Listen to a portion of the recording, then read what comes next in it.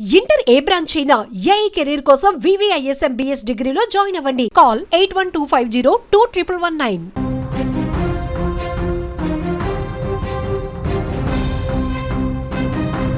సూర్యాపేట జిల్లా మోతె మండలంలో జంట హత్యల కేసులో బిగ్ ట్విస్ట్ చోటు చేసుకుంది.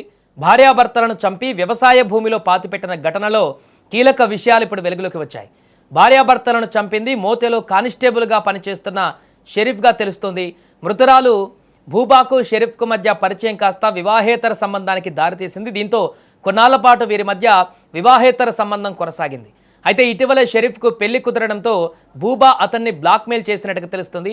ఈ నేపథ్యంలోనే భూబాను ఎలాగైనా అడ్డు తొలగించుకోవాలని ప్లాన్ చేసిన షరీఫ్ మరో వ్యక్తి సహాయంతో భార్యాభర్తలను చంపి అక్కడే వ్యవసాయ భూమిలో పూడ్చిపెట్టినట్టుగా తెలుస్తుంది. ఇక దీనికి సంబంధించిన పూర్తి వివరాలు మా ప్రతినిధి నిరంజన్ ఫోన్ లైన్లో అందిస్తారు. సార్ నిరంజన్, ఈ జంట హత్యల కేసులో తాజాగా అప్డేట్ ఒకటి తెలుస్తుంది. దీనికి సంబంధించిన పూర్తి వివరాలు ఏంటి? ఇప్పుడు ఆ కానిస్టేబుల్ పోలీసు విచారణలో ఉన్నారా, ఎక్కడున్నారు? సాయి, ఇది నిజంగా షాకింగ్ విషయం అని చెప్పుకోవచ్చు. ప్రజలను కాపాడవలసిన పోలీసే హత్యకు పాల్పడుతున్న పెద్ద ఎత్తున కూడా పోలీస్ శాఖతో పాటు ఇటు సమాజానికి కూడా పెద్ద షాక్ గురి చేసింది. అయితే సూర్యాపేట జిల్లా వ్యాప్తంగా కూడా రాష్ట్ర వ్యాప్తంగా కార్యక్రమం అయిన మోతే మండల కేంద్రంలో ఈ దంపతుల బాబు నాగునాయక్ దంపతుల హత్య కేసును అయితే పోలీసులు ఛేదించారు. ఈ క్రమంలోనే ఈ హత్యకు పాల్పడింది స్థానికంగా ఉన్న మోతే పోలీస్ స్టేషన్ లో పనిచేస్తున్న షరీఫ్ గా పోలీసులు విచారణకు వచ్చారు. ఇప్పటికే అదుపులోకి తీసుకొని ప్రశ్నిస్తున్న పరిస్థితి కనపడుతుంది. మరోవైపు షరీఫ్ కు అదే పోలీస్ స్టేషన్ లో ఒక అటెండర్ గా పనిచేస్తున్న సుందర్రావు అనే వ్యక్తి కూడా ఈ షరీఫ్ కు సహకరించినట్లు పోలీసులు ధృవీకరించారు. పోలీసులకు విచారణ కూడా ఇంకా కొనసాగుతా ఉంది. మొత్తంగా చూసుకుంటే ఈ విషయం మాత్రం పెద్ద ఎత్తున కూడా పోలీస్ శాఖనే రాష్ట్ర వ్యాప్తంగా దిగ్భ్రాంతికి గురి చేసినట్లు తెలుస్తా ఉంది. మొత్తంగా వివాహేతర సంబంధమే హత్యకు కారణంగా పోలీసులు ధృవీకరించారు. సాయి, అంటే ప్రస్తుతం కానిస్టేబుల్ అదుపులో ఉన్నాడా, లేకుంటే పరారీలో ఉన్నారా? పోలీసులకు దొరికారా? విచారణలో ఇంకేమన్నా కొత్త విషయాలు బయటకు వచ్చాయా? నిన్న హత్య ఎప్పుడైతే వెలుగు చూసిందో, ఈ హత్య తర్వాత ఎవరైతే నిందితున్నాడో షరీఫ్ తన ఫోన్ స్విచ్ ఆఫ్ చేయడం కూడా పోలీసు అక్కడ స్థానికంగా ఉన్న స్టేషన్ సిబ్బందిని కొంత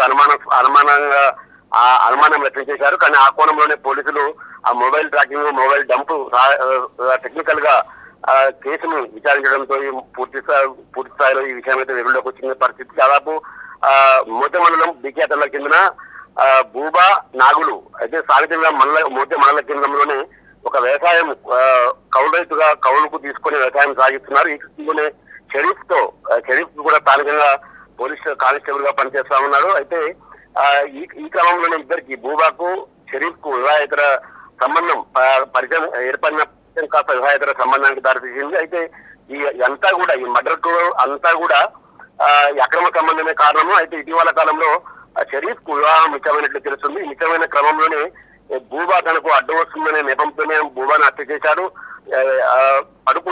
దంపతులిద్దరు పడుకున్న సమయంలోనే గుట్టుతప్పుడు కాకుండా వాళ్ళ వ్యవసాయ క్షేత్రంలోకి ప్రవేశించిన షరీఫ్ ఐరన్ రాడ్తో సహాయంతో భూబాను తల వెనకాల బలంగా కొట్టడంతో అక్కడ మృతి చెందింది. అదే విషయాన్ని నిద్రలో ఉన్న ఒక్కసారిగా అతని భర్త నాగునాయక్ కూడా ఈ దురాగతాన్ని చూడడంతో తన విషయం బయటికి పొక్కకుండా నాగునాయకుని కూడా హత్య చేస్తే కనుక తనకు సేఫ్ గా ఉండొచ్చనే ఒక దురుద్దేశంతోనే షరీఫ్ అతన్ని కూడా గొంతునల్ని చంపాడు.